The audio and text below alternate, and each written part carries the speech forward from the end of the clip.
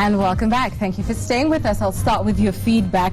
Jake Imani, you're in Kabete. You write in and say, as we emphasize tree planting, let 50% be fruit trees for the well-documented benefits of fruit in our diets. Pius Melly from Tinderet, you say climate change is of mankind making and therefore very hard to handle. Forests are destroyed at an alarming rate. All measures to contain the menace have been fruitless as we await God's mercy to save us. Another one coming in here from Obonyo in Budalangi, you say environmental conservation is so critical, but our government is not doing enough. And you continue to allege that a certain sugar factory is discharging effluents into River Nzoia every year in the full glare of government with no action. I'll take another one in from Eric Ole Saikok. You're writing from Ikapolok village, and you say the issue has taken a political dimension where squatters are left free now to cut down trees that would have preserved water catchment areas.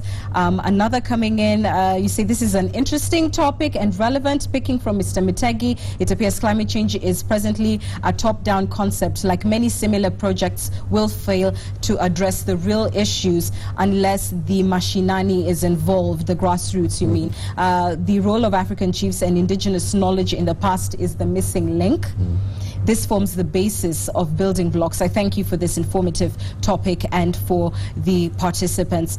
So a lot of great feedback coming in this morning. And also you're saying you're already eating mixed ugali, so I've got to read that out. One is nameless. You say, for your information, Luas use cassava in ugali mixed with sorghum. Thank you for informing us. Cheche, I think is your name. If I got that wrong, I'm sorry. You say the only people you would need to convince are in Mount Kenya zone. Cassava ugali is already pretty acceptable in Western. No research required. Very good. I stand corrected. I stand corrected. All right. Thank you so much for your views. We certainly appreciate them. Keep them coming in. I'd like you gentlemen, to talk about what our world will look like if drastic measures are not taken to address climate change. And we'll discuss what the drastic measures are a little later. But many times the disconnect is that climate change hasn't until recently been an emotive topic. You don't necessarily feel it. You hear of this abstract concept somewhere and you're not quite in touch with it. If urgent measures aren't taken, George, I'll start with you. In the next 10 years, what can we expect to see in Kenya and in the region? So climate change debate within the scientific community started probably in the 1970s. That is around 40 years ago. So the scientists have moved on from the climate change issue, and now the biggest debate within the scientific community is what is the risk of us as a global community experiencing an economic and a social collapse, like what happened in the Roman Empire. Some of the leading minds are giving it 90% chance. An economic and a social collapse. Yeah. There is somebody giving it 90%. A gentleman I know in California gives it 99%. Yeah. The lowest number I have heard is 75%. And climate change is just one of the issues. We have so many other issues. One of them is the population boom. Right now, before the Industrial Revolution, the human population in the whole world never went above 1.5 billion people. Now we are at 7.2 billion, and we are moving towards 9 billion. Once you have that kind of population, you have to feed them. So look at the population with the culture of consumption. Everybody wants to drive a big car, everybody wants to have a nice house, everybody wants to consume meat. If you look at those issues combined with the climate change, big population, then the chances of experiencing a global collapse is imminent. And can you give us the domino effect? Tell us how would that happen? How does climate change impact, from a family level to the larger economy, to the extent of what you're saying of an economic and social collapse? So if you study some of the books looking at societies that have collapsed previously, they basically collapsed because of issues of diminishing returns on investment. We're already seeing that. How mane bags of maize did you used to harvest per acre in the 70s? Right now you're harvesting, in the 70s it was around 20 to 30, now it's 8. So the farmers are experiencing a diminishing returns. If you look for within the economy, let's say for example in mining, when you're mining oil, the first oil I think was around 7 feet underground. You could see oil coming out. Now we are in the deep oceans, and we're even going further within the deep oceans. So signs of diminishing returns on investments are there already. So the question is, what choices are we going to make as humans to move from too much dependence on natural resources to move to maybe a technology and knowledge-based economy? I think we can avert the collapse at this moment, but I think maybe in 10 years we will not be able to avert that. And the interesting thing, humans are the only animals that run towards danger knowingly. Isn't it also evident currently, in the sense that if you go to places like Central Province, where there is scarcity of food, you hardly will see people who are young, who are 5, 6, 7 feet. 5, 6. People are small. Right, and that's a nutrition factor, stunting. Exactly. The people are stunted. You see children having children on Sunday school, on Sunday service, or some funeral. Right, Isn't that evidence of that? I think one of the evidence of kind of lack of nutrition is actually stunted growth. And there was a study done, I read it somewhere, that the Chinese now are becoming taller because they're drinking more milk and they have more food. So for us, then you can say we are getting smaller. Lord have mercy. Chinese used to be very small people. When I went to Beijing, I couldn't hardly buy a shoe fitting me. No, but this is actually These days, serious, Chinese are very big people. Kenya does bear one of the greatest burdens, I think, in the world for stunted growth, and it's a huge thing. And I know that, Her Excellency the First Lady has taken up, the Sun Global Movement, being the local champion for that. Salim, let me come to you. What is the global picture? Where do you see this sort of social upheaval coming in? Because I know we have seen food riots previously, I think in Rome. I remember times perhaps maybe 2 years ago in this country where actually, parliamentarians were, sort of sounding the alarm and saying, look, people cannot afford to buy themselves a kg of maize, and we're going to see the same. Tell us what the global picture looks like. So let me make 3 points at the global level. Firstly, at the global level, we are now much more interconnected than we used to be. So if there was, say, a drought in California or in Russia, it was confined to that region. It was bad for them, but the rest of the world, it didn't matter. But now it does. If the price of wheat collapses, then you have riots in other parts of the world because the imports of the food is not coming in. And rice-dependent parts of the world, in Asia where we eat a lot of rice, if the rice production goes down, then that's another crisis as well. So the interconnectedness of the globe now is such that a crisis in one part of the globe doesn't stay confined to that part anymore. It spreads. And what climate change does is it exacerbates that.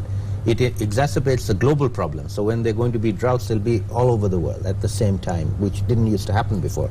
They would happen at different times in different places, so we would be able to cope with it. In terms of what we can do, we have to be better prepared to deal with these kinds of crises. On the one hand, that's locally, just cope with the issue, be better prepared, better able to cope. And that's what we're working with particularly the most vulnerable communities, enable them to be able to take their own measures and build their own resilience.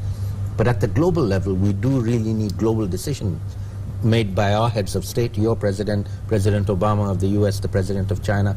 They need to make a decision that we don't want to go on this global warming path anymore, and we want to change and move in a better direction. How can Kenya leverage the fact that we host the UNEP headquarters to be able, to sort of take the lead in lobbying for this? And I may stand corrected, but I do believe we are co-chairing some of the big meetings specifically on climate change. What sort of influence do we have in sort of pushing this agenda forward? I think Kenya has a lot of influence. You're quite right.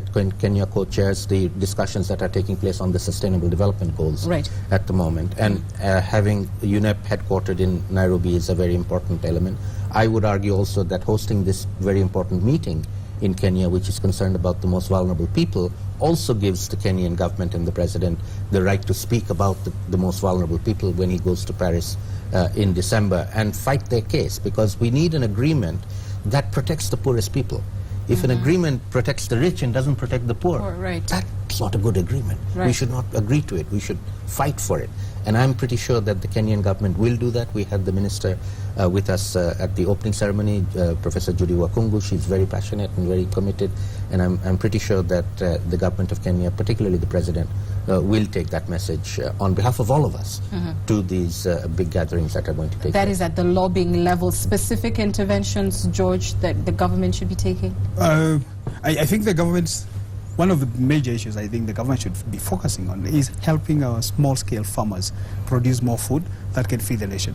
I think if we move in that direction, we can reach a point where Kenya is food secure, and I think at that point, then I think we'll be a little bit safe. In 2009, I think there was a country that had, in Asia, that had low rice production, so they limited the exportation of rice. In Kenya, the price instantly shot, and it's because we depend a lot on other countries to produce our food. So if we can encourage our farmers to produce our food at the local level, I think that would be a major step in the right direction. Well, Tegi, I want to ask you something, because, you know, like we've said, we are an agrarian economy, and we've seen even with this government, you know, really pushing the industrialization component of Vision 2030 and saying that's where we need to go. Are we diversifying our economy fast enough, do you think, so that we can compensate for the quote-unquote diminishing returns in agriculture? There's nothing wrong with industrialization. But if a country cannot feed itself, what industry for? What's the point? Right. India they were used to die in villages in 66 when I was in high school. They used to be dying like flies because of food. Today, India is self-sufficient with food. Self-sufficient. They are about a billion. That's right, a billion people. A billion people. They feed themselves. China the same. Why can't we feed 40 million people? Why are we? We know the colonials came and said, grow tea, grow coffee. And then buy food. And buy food. That is very stupid. You must feed ourselves. You need to say that again, Mutegi. They came and they told us, yes, you plant tea and coffee, so that which you want to drink after, and then buy food from and us. then if we cannot feed ourselves, there's no point of industry. Because once we feed ourselves, then you can do the industry. And we can add value to our food and export. The huge chunks of pineapples, they grow in Thika. The people who have grown the pineapple in Thika, what are they eating? Pineapple. They are the kind of fellows you see, they have children who are 4 feet. The people grow 4 feet. That's ridiculous. Gentlemen, we're about to wind up.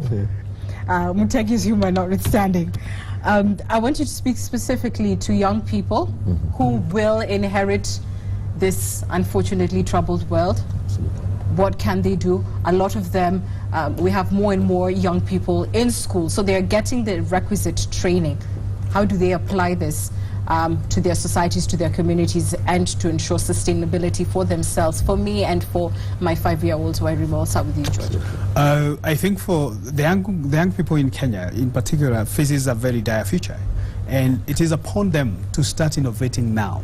Right now in Nairobi there is so many innovation hubs where if you have an innovation you can take and it can be upscaled, and it can be upscaled maybe to a business, or it can be upscaled to help communities produce more food or produce more products of whichever they're producing. So I'd encourage young people to think critically and outside the box and come up with innovations that will sustain their future. Right. I think I have a lot of faith in young people. I think young people, they're idealistic, they have energy, they want to do things. I work a lot with youth. I teach in university, so I have a lot of students, and I admire their enthusiasm. So in my view, what we need to do is to impart to them the knowledge that they can then solve the problems that unfortunately we are leaving behind for them. We are the ones who created, the older generation are the ones who created the problem, we're leaving it behind for them. The least we can do is help them find the solutions to that problem and help encourage them to actually go and do it, because we're not doing it. They have to do it. They may have to make us do it as well. All right, Mutegi, your final thoughts. My final thoughts? Conferences are going to be there, but the impact. Around the These guys just have conferences. Big joker. Do you want to come on Opinion Court Thursday? Inject some humor. They have their conferences. They'll have their conferences. They move from city to city. Good point. Spend a lot of money. But when you go to Nakuru, Nothing changes. The more things change, the more they remain the same. Oh my. Yeah. We can only hope for better. We can hope for the better. Gentlemen, it's been fascinating Thank chatting you. with you this morning. Thank you so much. To my right, George Moiniki, Senior Research Fellow from the African Center of Technology Studies. And next to him, Salim Haq, Senior Fellow with the International Institution of Environment and Development. Of course, our favorite, Mutegi Njao. And I've been your host, Anne Kiguta. Thank you so much for watching and for your feedback. Enjoy the rest of your day. And I'll see you tomorrow night on Opinion Court. Bye-bye for now.